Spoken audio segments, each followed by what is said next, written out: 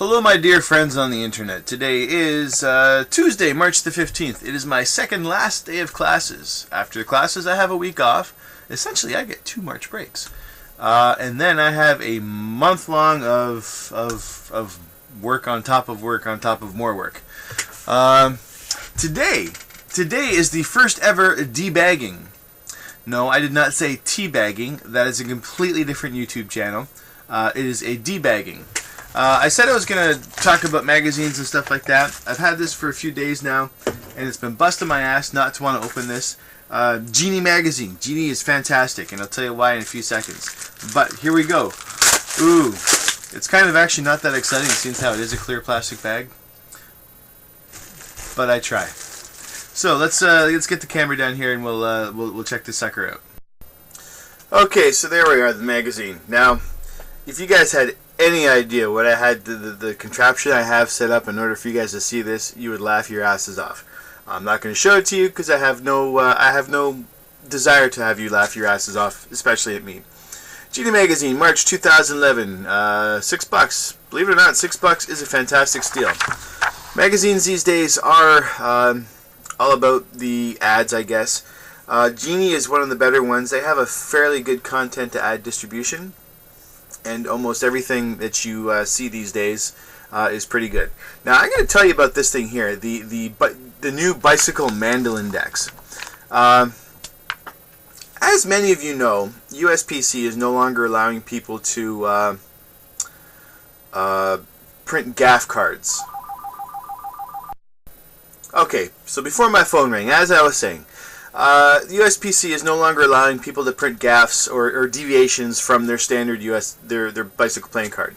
And the reason for this is that if there are enough variations to the face or to the back, such to the point where there's a ton out there, they could actually lose their trademark because they've gone ahead and diluted their product.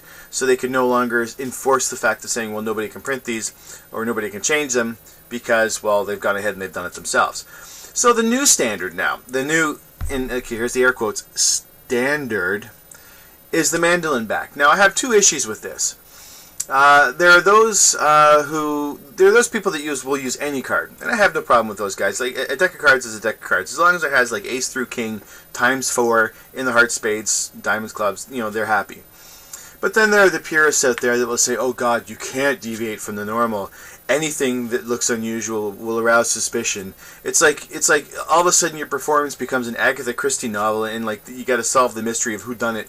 You know, where did my cards go? It's these people who I address this to, and I kind of find it interesting that, number one, this is the new standard. Really, I don't think there is a standard to begin with, nor do I think you have enough balls to say this is the new standard. Now, I'm not entirely sure who I'm going to piss off when I say this. I, at one point in time, thought Murphy's Magic was in charge of these cards. Oh yeah, there we go, Murphy's Magic. Makes the new mandolin deck their official standard. Now, granted, they've gone ahead, and the design is interesting. They've gone ahead and taken a few liberties. The bicycle, you know, it does look similar. I'll say that much right now. I don't have any cards here with me close by. Oh, here we go. Let's go ahead and see this. Okay, so like it's kind of similar. There's similarities in the fact that, by and large, mostly you've got the the little bicycle walking dude. It's actually not even a bicycle anymore. They're floating, holding a mandolin. That's what they're doing. They're holding a mandolin. I've never even looked at these things. It's similar, I'll give it that much. But the guys that go out and say, well, you know, we'll go ahead and use these cards. If you're the kind of guy that says, well, I can't use the black deck because it's different, then know what? You have no right using these things. I'm sorry. Hypocrisy, especially in Magic, has no place, and I'm going to call you on it, especially when I'm calling you on bullshit. Oh, more Delight stuff. By the way, I've had to diminish the contrast so you guys can see this better. There's Delight everything these days. There's like, you know, Delight this, Delight that, Delight toilet paper, like you name it, it's a Delight. I always like to go through my magazines just to see what catches my eye. I usually don't read the articles right away. And here we go, some new stuff out there. The Magic calculator that looks like it's in a deck of cards. Photo finish, more stuff to carry in your pocket. Here we go. There's a nice little ad that right over here, that is. It kind of catches your eye just in its simplicity. Honestly, I have no idea what it is, but let's go ahead and look at it later. And most magazines are like this. Basically, whatever you see in the Genie, chances are will show up in Magic Magazine as well. Richard Kaufman, fantastic guy. He's the one who's resurrected Genie from, I wouldn't say the joke that it used to be, but it necessarily wasn't as prestigious as it is now. Excellent writer. He always opens up Genie with basically a what's going on. Unfortunately, someone's dead. John Rockerbomber, another guy who is fantastic in his ability to expand horizons and basically say, hey dude, there's more than just magic out there that can be used that's magical. He actually has recommended in his column a bunch of books that I have found absolutely fantastic. If I get a chance, I'll show them to you as well. And there we go, Robert Giobbe doing some sessions. He is a regular columnist in Genie. From the page. Harry Anderson. I haven't read these articles yet, so I'm going to pass it by. And like I said, I only just keep on going. And normally, J.K. Hartman, one of my favorite creators. Yeah, let's see, here we go. Here's some tricks. Oh, sweet. That's that little thing you did when you were a kid. Let's turn the page. Oh, there's another trick. The almost invisible bottle. Let's not give that away. I Dream of Genie. Now, Genii Magazine has access to all of its archives online. With a subscription to Genie, you get access to that entire library, which is absolutely fantastic. So here we go. Magic Sweden, Magic Profile. Oh, here we go. Any card, any number, any deck. There we go. Card at any number craft by J.K. Hartman. That looks interesting. I'll probably be picking up that soon. Oh, well, looky here. Oh, that's right. He's got an article. Does an article in here all the time. Now, is this him? Probably not. But cool. Genie is trying to appeal to a younger crowd. That actually kind of looks neat. How the heck did? Oh, there we go. It's a nice little. Try holding that in your hand. There we go. Turn the page. The Chamber of Secrets. The Magic Tea Kettle. And keep going. Looks like ring to a lighter trick. And at least it's a regular lighter. That's one of the things I have about like certain types of magic is like something that you normally wouldn't carry, like a Pez dispenser. Like who the hell carries a Pez dispensers these days? There we go. Oh well, look at this. Here you go. I wonder who these guys are.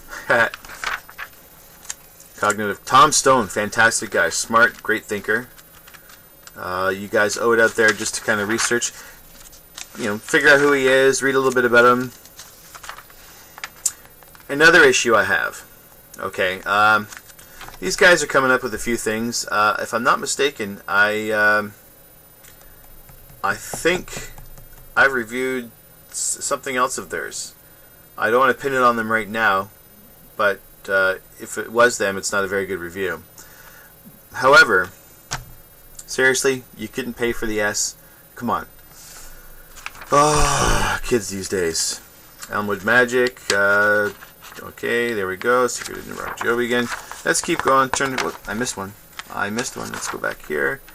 David Berglas. Article. Chop Cup. With what looks like a modified Starbucks thing. Leonard Green. Apparently he's got some more stuff out. Whether it's new or not, who knows? I haven't looked. These pages are thin. Now Genie usually takes one magician, highlights it, does a fairly extensive biography history on them. Here, I'm just going to see if I can modify this focus a little bit. Bear with me. Oh, holy crap, that just made things way worse. There we go. Back up one. There we go. But as I was saying, Genii Magazine usually highlights one magician a month, does a fairly extensive review, and the way they do it, like they don't write the magazine, the article, they actually have people that they either contract out or who submit the articles for them. So it's actually nice to have like this, like in Genie, you've got like the 12 issues times however long they've been around. You've got a fairly extensive resource library for magicians, tricks, and things like that. There's a lot of information. Bazaar de Magica, or sorry, Magia. These guys usually have some good stuff out. Get Sharky. I have not seen this, but that is the first time I've ever seen something like that. You know, it's, if you guys got a smartphone, use the barcode, scan it, pops up a URL for you. Let's keep going. Metal, there we go. 3 ultra workable, modern, high impact metal bending routines with 60 minutes of tuition. Isn't tuition something you pay? Okay, so this must be second language for this guy. Innate psychological force, applications, strengtheners, outs, and routines.